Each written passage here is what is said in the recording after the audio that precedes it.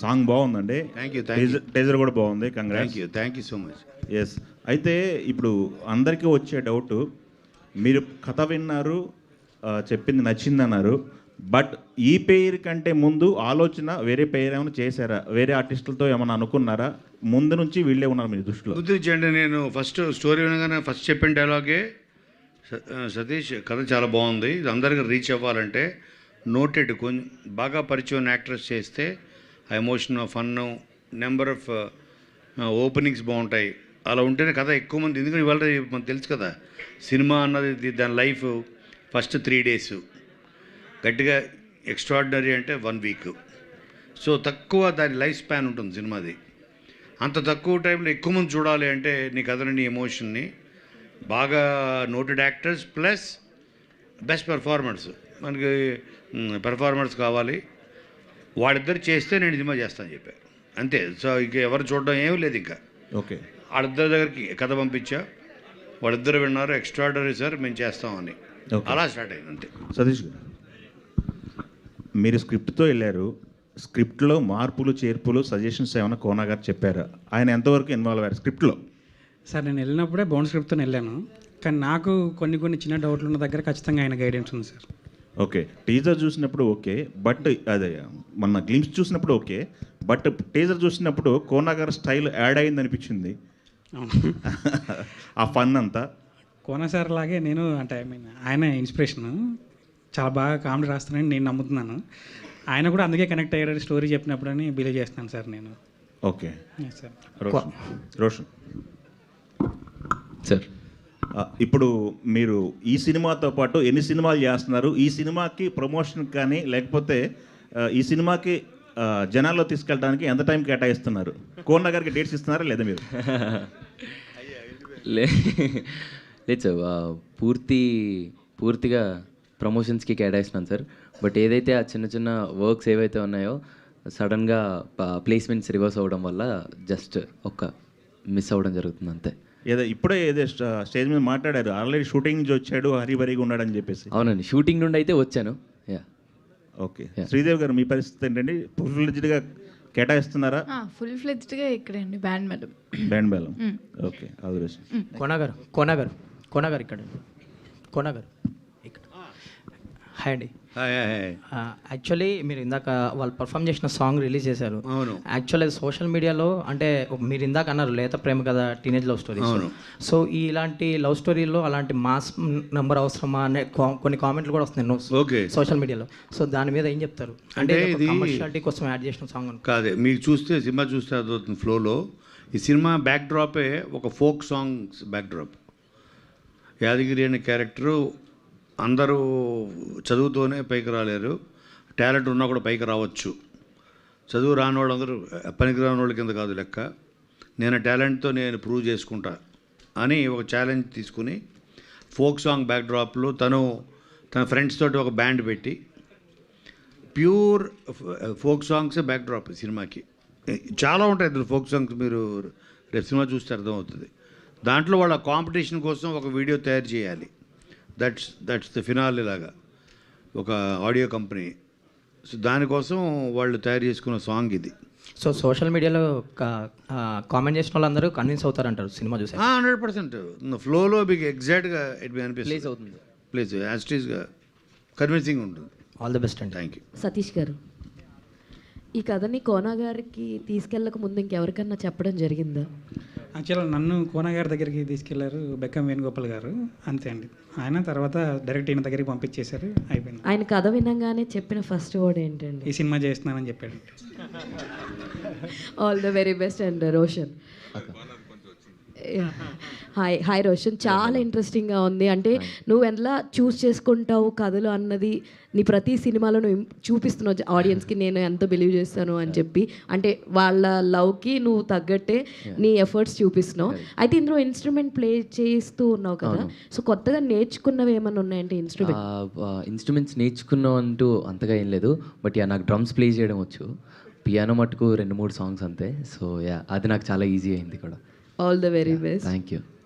కోన గారు సార్, ఇందాక చాలామంది డైరెక్టర్స్ వచ్చారు కదా, డైరెక్టర్స్ మాట్లాడుతుంటే మీకు ఎలా అనిపించిందో తెలియదు, కానీ వాళ్ళు మీ సినిమాల గురించి మాట్లాడుతుంటే అన్నీ మైండ్లో తిరుగుతున్నాయి. అండ్ తర్వాత మీరు ఇప్పుడు మాట అన్నారు, సినిమా స్పాన్ తగ్గిపోయింది, 3 రోజులు వారం రోజులు వచ్చేసిందంటే ఆ మాట చాలా గట్టిగా తగిలింది నాకు. ఎందుకంటే మీరు రాసిన సినిమాలు కొన్ని అసలు ఇప్పుడు కూడా ఒక సీన్ గుర్తుపెట్టుకుంటే నవ్వు వస్తుంది. అంతమంది పీపుల్ లైఫ్లో ఒక పార్ట్ అయిపోయినాయి మీ సినిమాలు. బట్ మీరు ఒక మాట అడుగుతాను నేను, మీరు బాధపడినా పర్లేదు కానీ ఏమైపోయారు సార్ అదంతా? ఎప్పుడు సార్ మళ్ళీ కంబ్యాక్? ప్రతి సినిమా మనకి కంబ్యాక్ అనుకుంటాం. సో కాబట్టి అంటే కంబ్యాక్ అంటే మరి మీ పాయింట్ ఆఫ్ వ్యూ అంటే తెలియదు కానీ అలాంటి ఒక సినిమా అంతే, ఇంకా వేరే ఏంటంటే ఇప్పుడు మీకు నేను డి తర్వాత రెడీ చేసినప్పుడు కానీ, రెడీ తర్వాత కింగ్ కానీ, తర్వాత లైన్గా ఆల్ దోస్ ఫిలిమ్స్, అప్పుడు మన జర్నలిస్ట్ ఫ్రెండ్స్ కంటిన్యూస్గా ఏం రాశారంటే నాకు బాగా గుర్తు, పండగ చేసుకొని ఒక సినిమా, ఇంకా ఎంతకాలం ఈ బకరా కామెడీలు బ్రహ్మానందాన్ని పెట్టి ఒక దాంట్లో మ్యాక్డోల్ మూర్తి, ఒక దాంట్లో చారి, ఒక దాంట్లో ఇది. సో ఇది తప్ప నువ్వు అందులో నుంచి మళ్ళీ నువ్వు బయటికి రావా తప్పించి నీకేం రాదా, రాయలేవా? పండగ చేసుకో was a big hit commercially, okay. But అప్పటికే ఒక రొటీన్లోకి, ఒక టెంప్లెట్లోకి నేను సినిమా తీసుకెళ్ళిపోతున్నాను, నేను సినిమాకి ద్రోహం చేస్తాను ఆ టైంలో రాశారు. సో అప్పుడు నేను చెప్పాను వాళ్ళందరికీ, చూడండి కరెక్టే, రొటీనే, నవ్వడం కూడా రొటీన్గా నవ్వేశారు, రొటీన్గా వచ్చే కలెక్షన్లు, రొటీన్గానే మళ్ళీ అయిపోయింది సక్సెస్. కాబట్టి రొటీన్ అన్నది మన లైఫ్లో పొద్దునే నిద్ర లేచిన తర్వాత బ్రష్ చేసుకుంటాం, రొటీనేగా అది కూడా. అమ్మ కనబడితే, బెస్ట్ ఫ్రెండ్ కనబడితే హగ్ చేసుకుంటాం, రొటీనేగా. సో సర్టన్ థింగ్స్ ఏది పాజిటివ్ చూడాలో అది నెగిటివ్గా చూడడం అది స్టార్ట్ చేస్తే నేను అప్పుడు దట్ ఈస్ వన్ ఓకే, సరే మనం కూడా వేరే కూడా చేయగలము, వేరే ఎమోషన్స్ డెప్త్ ఉన్న ఫిల్మ్స్ అని నిన్ను కోరి చూస్ చేయడం జరిగింది. ఐ థాట్ అది నాకు అది ఒక ఏమంటారు శీల పరీక్ష అనుకున్నా. So I'm capable of even handling emotions. మళ్ళీ కంబ్యాక్ అంటే ఇప్పుడు ఉద్దేశం మళ్ళీ రెడీ, కింగ్, దూకుడు, అదుర్సు ఆ టైప్ అనా మీ ఉద్దేశం? ఏమో సార్, మీరు రొటీన్ అయిపోయినా పర్వాలేదు, మళ్ళీ ఆ కామెడీ ఇప్పుడు ఇందులో మీరు చూశారు, ఇందులో కామెడీ బాగానే ఉంది కదా. ఇప్పుడు రే ఈ ప్రకృతి ఎట్లా సిగ్నల్ ఇస్తుందా అంటే ఇక్కడ ఫోన్ సిగ్నల్ చక్కగా రావట్లే, అది నేను ఆన్ ద స్పాట్ నాకు అనిపి సతీష్ ఇది పెడదాం, ఓకే సార్ అండి. అలాంటి ఎన్నో పంచెస్ ఉంటాయి. బట్ కథతో పాటు కామెడీ ఉండాలి అని ప్రజెంట్ జనరేషన్కి we can't separate comedy and story చేసి చూడలేము. ఆ పాయింట్ ఆఫ్ వ్యూలో this is definitely a comeback film mark with Satish hand అని ఫీల్. సార్ మీరు ఈ పోస్టర్స్లో వేయలేదు కానీ టీజర్లో కనిపించింది క్రియేషన్ అండ్ ప్రొడక్షన్ అని చెప్పి. అవును, అంటే ఏంటి ఖచ్చితంగా మీ రోల్ ఏంటో డిఫైన్ చేసి చెప్పండి. అంటే క్రియేషన్ అంటే ఇప్పుడు నేను దాని ఏమంటారు, ఇప్పుడు స్క్రీన్ ప్లే సైడ్ చాలా సీన్స్లో కొన్ని డైలాగ్ టచెస్, అలాగే everything right from the costume దగ్గర నుంచి, లొకేషన్ దగ్గర నుంచి, it's a kind of showrunner అనుకోండి, ఓటీటీలో షో రన్నర్ లాగా ప్రతిదీ I took some decisions because వీళ్ళకి ఫస్ట్ టైమర్, అందుకని ఎక్స్పీరియన్స్ అటు screenplay side, direction side, I'm sorry writing side, dialogue side అన్నిట్లో I have my role in it prominently. అందుకని I said okay creation. So this whole product day 1 నుంచి నేను లేకుండా వాళ్ళకి guidance ఉండాలి start to end అని. I was there till the last frame. All the best sir, looking forward. Sir కోనగారు నాని గారి birthday సందర్భంగానే ఈ టీజర్ రిలీజ్ చేయాలని ముందే ప్లాన్ చేసుకుని ఇది చేశారా?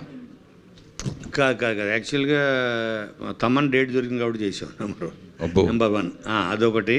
తర్వాత ఏంటంటే ఈ మంత్ సడన్గా 28 డేస్ అయిపోయింది.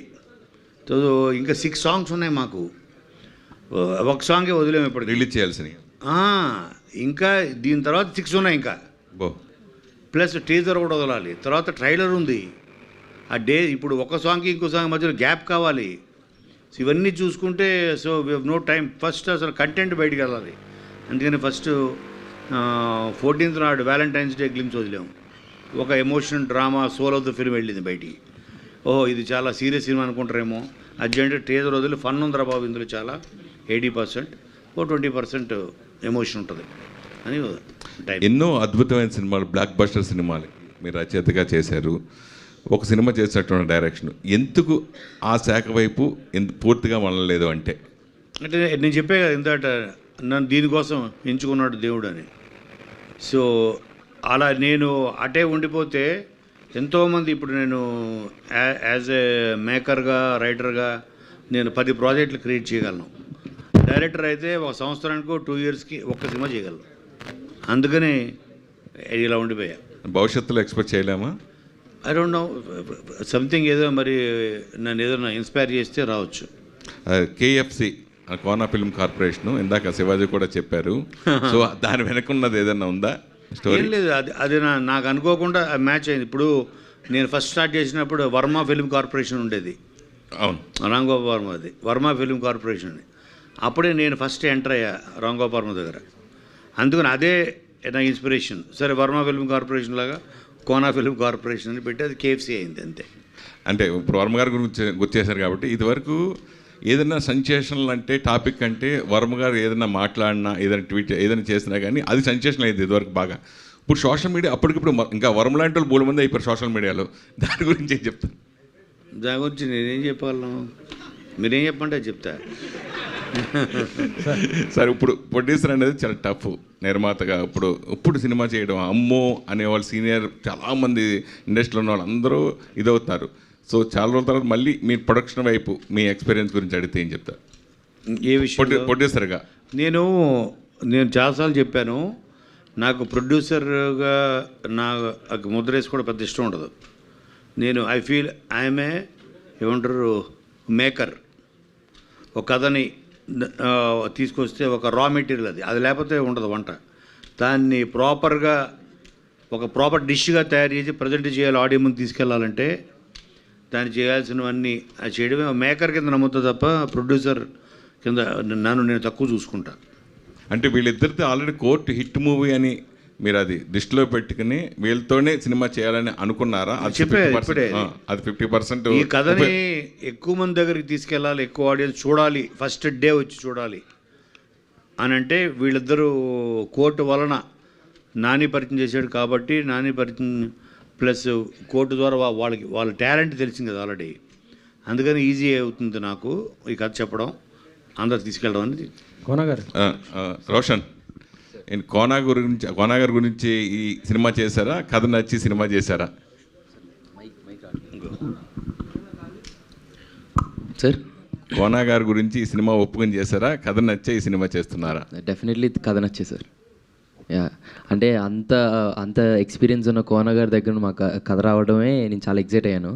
కథ విన్న తర్వాత ఇంకెంకో ఎగ్జైట్ అయ్యాను. So I said rice. Sridevi, sir తెలుగులో కూడా కోర్టారు బాగా బిజీగా చేస్తున్నారు తెలుసు. తమిళ్లో కూడా 2 సినిమా మన ఏదో ప్రోమో ఒకటి చూసా, చాలా బాగుంది. అది back to back Telugu Tamil కంటిన్యూగా చేయడం గురించి.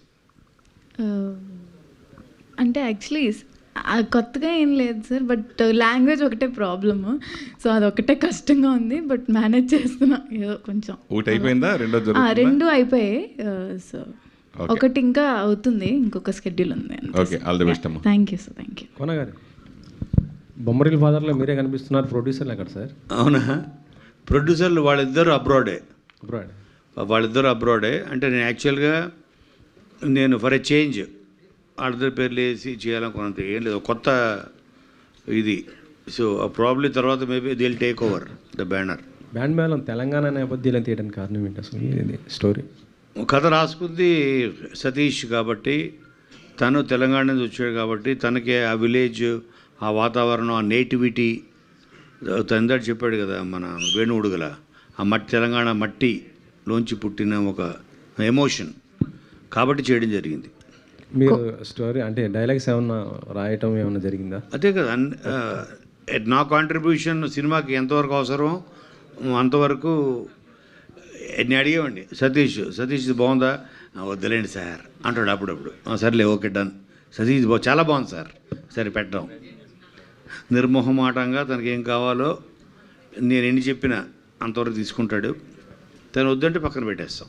అలాగా అన్ని దీంట్లోనూ ఒక మంచి కోఆర్డినేషన్తోనే చేసాం. మార్చి 13th రిలీజ్. యాక్చువల్లీ చెప్పాలంటే ఇప్పుడు ఎగ్జామ్స్ టైం కదా, మరి ఇది మొత్తం కూడా యూత్ టార్గెట్ పెట్టుకుని తీసిన సినిమా, మీకు ఏమైనా ఇబ్బంది కాదా? అంటే మరి మన ముందు కోర్టు ఉంది కదా, కోర్టు కూడా same date.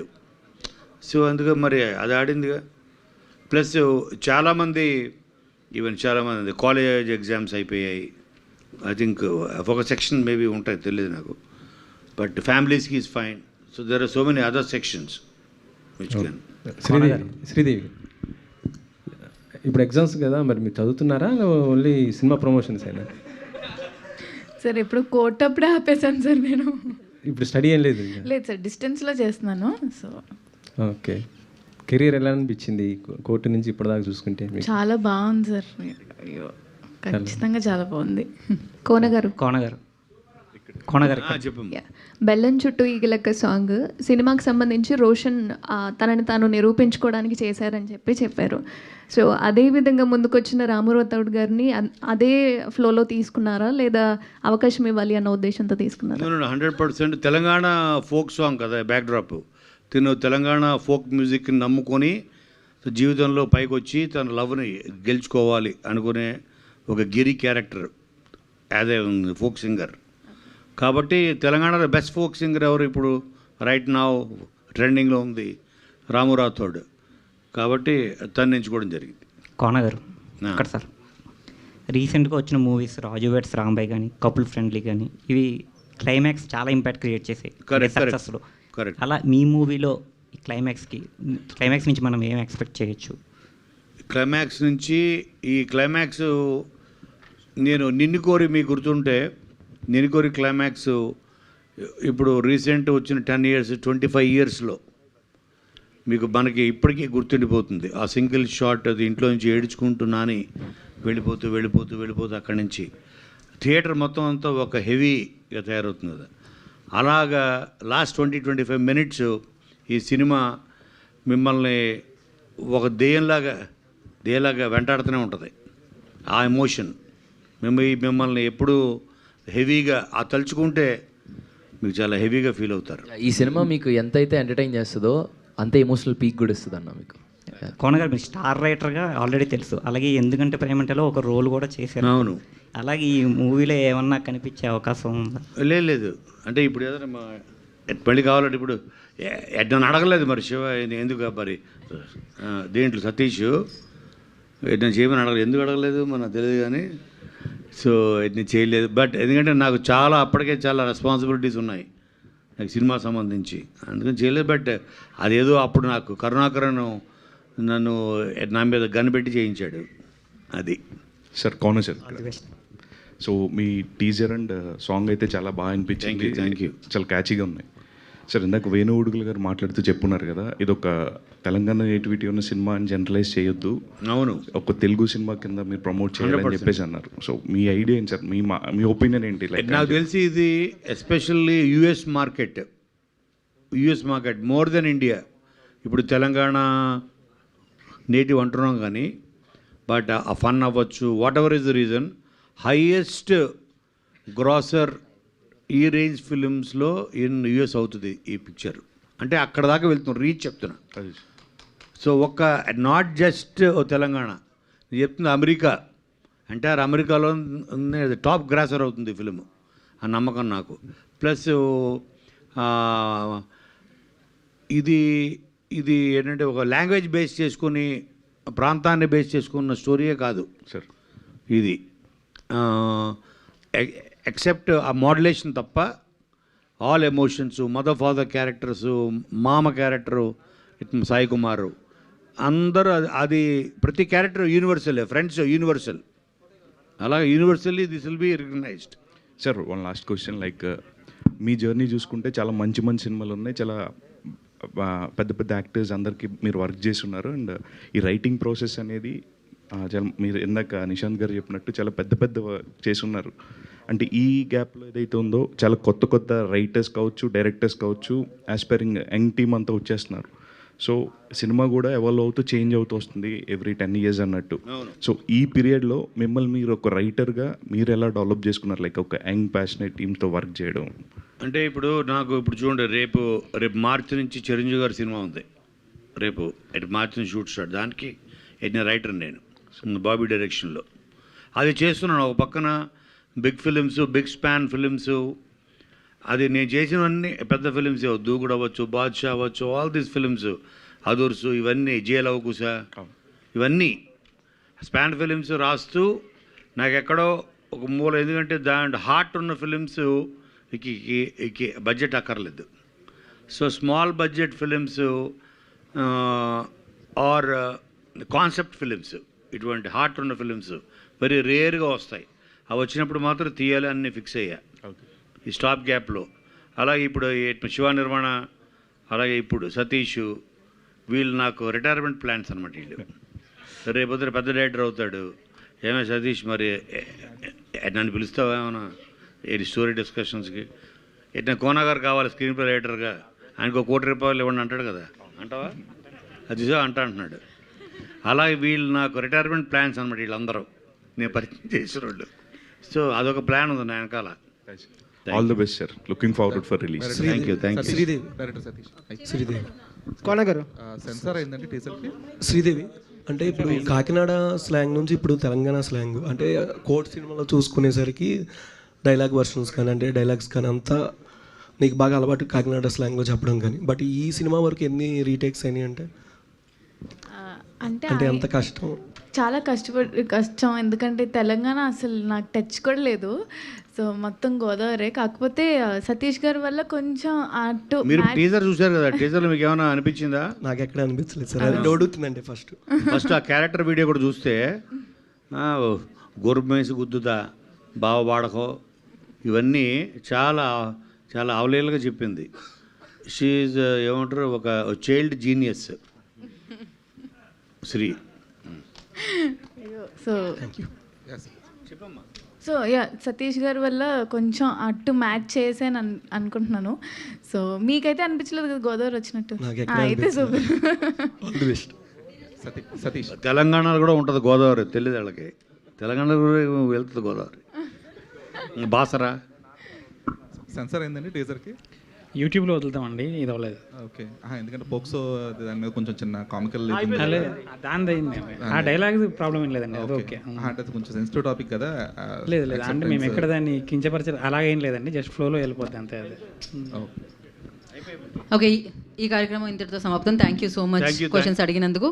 Thank you guys, super energy పంచినందుకు. And March 13th Band Melam థియేటర్లో కలుసుకుందాం. Thank you. Today's event by Shreyas media. This is Geeta Bhagat signing off. Thank you.